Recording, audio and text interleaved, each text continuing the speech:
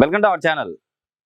నరాల మలిత ప్రాబ్లం అండి. ఈ ప్రాబ్లంతో బాధపడే వాళ్ళందరికీ ఈ రోజు ఒక మంచి రెమెడీ అండ్ ఫ్లవర్ థెరపీలో ఎలాంటి మెడిసిన్స్ అందుబాటులో ఉన్నాయి నరాల మలితను పూర్తిగా క్యూర్ చేసుకోవడానికి ఈ విషయాలను తెలియజేయడానికి మనతో పాటు ఉన్నారు senior flower therapist doctor Ajay garu. So sir ద్వారానే విషయాలను తెలుసుకున్నాం. నమస్తే సార్. నమస్తే అండి.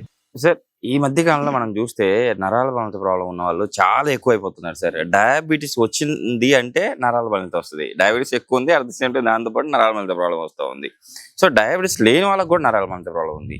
అసలు నరాల బలహీనత అంటే చాలా మందికి తెలియదు.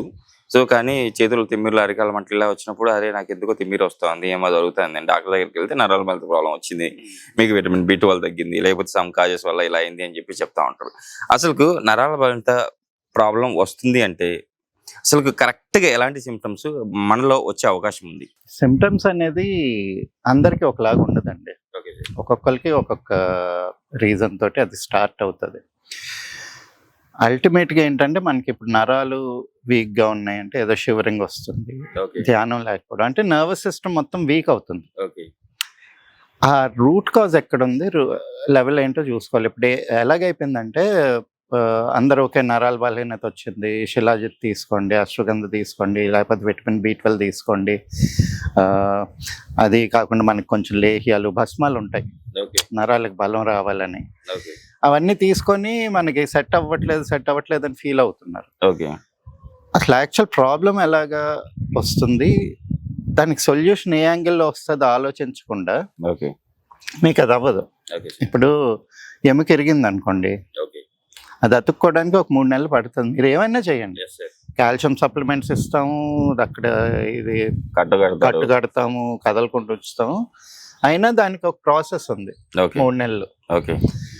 సో ప్రతి ఒక్క సిస్టమ్కి ఒక డైజెస్టివ్ ప్యాటర్న్, ఒక స్ట్రెంథనింగ్ సెట్ అన్నీ ఉంటాయి.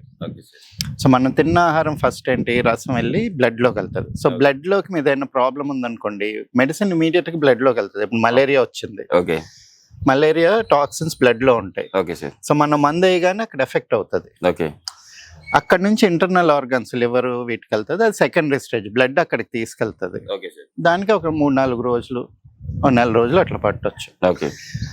సో బ్లడ్ నుంచి మజిల్కి వెళ్ళి, మజిల్ నుంచి బోన్కి వెళ్ళి, బోన్ నుంచి బోన్ మ్యారోకి వెళ్ళి, అప్పుడు పదార్థం అక్కడి నుంచి అదే మన సిన్యూస్కి నరాలకి అప్పుడు వెళ్తుంది. సో ఈ డైజెస్టివ్ ప్రాసెస్లో ఇది 5th స్టేజ్. సో మనం ఈరోజు మాత్ర వేసుకొని నాకు అంత సెట్ అయిపోయింది అనుకుంటే అది అవ్వదు. అంటే బయట కూడా వేసుకుంటున్నారు సార్, నరాలు బలహీనంగా ఉన్నాయంటే న్యూరోబియన్ 4 న్యూరో ఈ టాబ్లెట్ వేసుకోగానే ఆ టైంలో అప్పుడు ఇన్స్టెంట్ గా మనకు శక్తి వచ్చినప్పటికీ, బట్ తర్వాత ప్రాబ్లం అయితే ఫేస్ చేస్తారు. అది మీకేంటి ఇమీడియట్ గా అడ్రినలిన్ లేకపోతే మీ బాడీ లోపల నుంచి డీప్ రూటెడ్ ఉన్న ఎనర్జీని రిలీజ్ చేసి దానికి అందిస్తుంది. నరాల నుంచి ఇంకా కిందకి వెళ్తుంది కదా ఎనర్జీ, అది మళ్ళీ రివర్ట్ అవుతుంది. సో ఏంటి, అల్టిమేట్ గా మీ ప్రాణశక్తి, మీ వైటాలిటీ అన్ని పడిపోతాయి దాంతో. సో ఎనర్జీ ఏదో ఇటు నుంచి రావాలి, బోన్ మ్యారో నుంచి, లేదా ఈ ప్రాసెస్ అయ్యి వెళ్ళిన తేజస్సు ఓజస్సు నుంచి రావాలి. ఓజస్ లేదనుకోండి, తర్వాత అక్కడ తేజస్సు కూడా ఉండదు.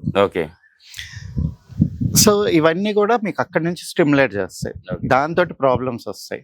సో ఇప్పుడు మీద ఏదైనా నర్వస్ సిస్టమ్ ప్రాబ్లం ఉంది అంటే ఫస్ట్ మజిల్ స్ట్రెంగ్తన్ చేసుకోవాలి, బోన్ స్ట్రెంగ్తన్ చేసుకోవాలి, ఆ తర్వాత నర్వస్ సిస్టమ్కి వెళ్తుంది. సో మీరు ఏది తీసుకున్నా ఇమీడియట్ ఎఫెక్ట్ ఉండదండి. సో దానికి ఏంటంటే మనం మొత్తం ఆ ప్రాసెస్ని ఒకసారి అర్థం చేసుకున్నప్పుడు మనకి ఆ సిస్టమ్ ఏంటనేది అర్థమయ్యి దాన్ని బట్టి మనం ఏ మెడిసిన్ తీసుకున్నా ఎలా వాడినా సరే, ఇప్పుడు భస్మాలు ఇప్పుడు తీసుకున్నాం అంటే స్వర్ణ భస్మం ఇవి ఉంటాయి, చాలా మంచి పొటెంట్ మెడిసిన్స్ ఉన్నాయి ఆయుర్వేదంలో, కానీ అది మీ నర్వస్ సిస్టమ్కి రీచ్ అవ్వడానికి కొంత టైం పడుతుంది. అంటే ఎముకల్లోకి వెళ్ళి అక్కడి నుంచి రిలీజ్ అవ్వాలి. మన సిస్టమ్ ఎలా ఉంటుందంటే మన శరీరం లోపల ఉన్న ప్రాణశక్తి మీద పనిచేస్తుంది, బ్యాలెన్సింగ్ మెడిసిన్. సో యూజువల్గా నరాల బలహీనత ఉన్న వాళ్ళకి ఏంటి 2, ఒకటి ప్రాణశక్తి బ్యాలెన్స్ లోపం ఉంటుంది, 2 ఆజ్ఞాచక్రం ఇంబ్యాలెన్స్లో ఉంటుంది. ఆజ్ఞాచక్రం ఏంటి, మన 5 సెన్స్ ఆర్గన్స్ని, మన 5 వర్క్ ఆర్గన్స్ని, అంటే జ్ఞానేంద్రియాలు, పంచ జ్ఞానేంద్రియాలు, పంచ కర్మేంద్రియాలని కంట్రోల్ చేస్తాం. సో అది ఆజ్ఞాచక్రం రోల్, ఈ పంచభూతాలకు పైన. సో ఈ ఆజ్ఞా చక్రం కరెక్ట్ గా లేనప్పుడు నర్వస్ సిస్టమ్ వీక్ అవుతుంది అండి. సో ఆగ్నేయ చక్రాన్ని మనం స్టిమ్యులేట్ చేసి మళ్ళీ బ్యాలెన్స్ లో పెట్టుకోవాలంటే మనం ఏం చేయాలి? దానికి మన ఫ్లవర్ మెడిసిన్ ఉంది. ఇప్పుడు యోగాలో ఏం చెప్తారు, మీకు బలం రావడానికి అంతా హఠయోగం చేస్తాం. హఠయోగం అంటే ఎక్సర్సైజెస్, సూర్య నమస్కారాలు, యోగాసనాలు, ఏమంటాము పవన్ముక్తాసనాలు, ఇవన్నీ ఏంటి హఠయోగం మన అన్నమయ్య కోసం స్ట్రెంథనింగ్. దీని లోపల నర్వస్ సిస్టమ్ స్ట్రెంథనింగ్ కి ప్రాణాయామం చెప్పారు. ప్రాణాయామం యమ నియమాలు అంటే మన డైట్ మన లైఫ్ స్టైల్ ఎలాగ ఉండాలి, ఇవి అన్ని మెయింటైన్ చేసుకుంటే అప్పుడు మీరు అంటే ఇప్పుడు ఒక మనిషి ఒక సాధనలో కూర్చోవాలనుకోండి, ఒక గంట సేపు కదలకుండా ఏ నొప్పి రాకుండా ఉండాలి, స్టేబుల్గా ఒక జపమాల పట్టుకొని చేస్తుండాలి అంటే నరాలు స్ట్రాంగ్ ఉండాలి. ఇలా షివరింగ్ వస్తా ఉంటే చేయలేరు, మైండ్ కూడా ఫిట్ అవ్వదు.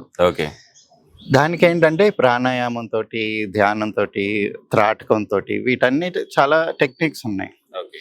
కాకపోతే ఇప్పుడు ఏంటంటే మనకి ఉన్న మోడర్న్ లైఫ్ స్టైల్లో మనం డైట్ కరెక్ట్ గా లేదు, చుట్టూతో పొల్యూటెంట్స్ ఎక్కువ. ఇప్పుడు చాలా మంది ఏంటంటే ఎనర్జీ రావాలని చెప్పి ప్రోటీన్ ఎక్కువ తీసుకుంటున్నారు. ప్రోటీన్ తీసుకున్నంత మాత్రాన మీకు టెంపరీగా మజిల్ పెరుగుతుంది, కానీ అక్కడి నుంచి ఎనర్జీ మళ్ళీ ట్రాన్స్ఫర్ అవ్వదు నరాల్లోకి. అలాంటి వాళ్ళకి కూడా అక్కడ ఆగిపోతుంది స్ట్రెంగ్త్. సో మన డైట్ ఎక్కువ తీగ కాసే కాయగూరలు అంటే ఆ తత్వం. ఇప్పుడు గుమ్మడికాయ చూడండి, ఇంత ఉన్నా గానీ ఏవైనా ఇప్పుడు కాకరకాయ గానీ లేకపోతే సొరకాయ గానీ ఇట్లాంటివంటి తీగలు కాసే కూరలు అంటే ఆ తత్వం చూడండి. ఏంటి మీకు ఎంత పెద్ద కాయ ఉన్నా ఇంత సన్న తీగ మీద ఏలాడ పడుతుంది, ఎంత బరువన్నా మోయగలదు. అది నరం యొక్క క్యారెక్టర్. సో మీరు ఆ స్టీల్ స్ట్రెంగ్త్ ని మనం మెయింటైన్ చేసుకోవాలన్నమాట. ఓకే.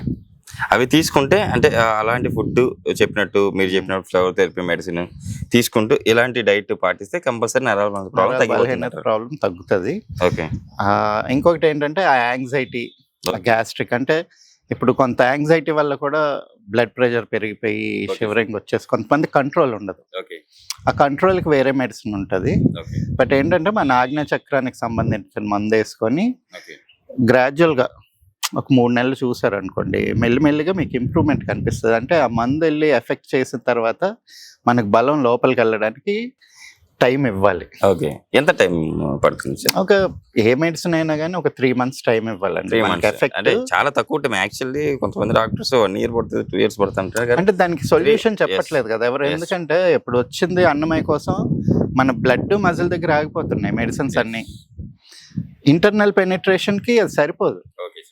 దానికి ఒక డైరెక్షన్ ఇవ్వాలంటే అగ్ని తీసుకెళ్ళాలి. సో దానికి తోడు ఎక్సర్సైజెస్, మన లోపల ప్రాణాన్ని కంట్రోల్ చేసే మెడికేషన్, ఈ మంచి ఆహారం తీసుకుంటే డెఫినెట్ గా ఇంప్రూవ్మెంట్ ఉంటుందండి. నిజంగా సార్, ఈ రోజు మన ప్రేక్షకులకి నరాల బలం గురించి చాలా చక్కటి వివరించారు. అట్ ద సేమ్ టైం అసలు మన చక్రాలు ఏవైతే చక్రాలు మనం బ్యాలెన్స్ ఉంచుకోవాలో దాంతో పాటు మన ఫుడ్ డైట్ ఏదైతే ఉందో దాన్ని కరెక్ట్ గా మనం బ్యాలెన్స్ చేసుకుంటేనే మనం ఆరోగ్యవంతులుగా ఉంటాం, నరాల బలం రాదు అని చెప్పి చాలా చక్కగా వివరించారు సార్. Thank you.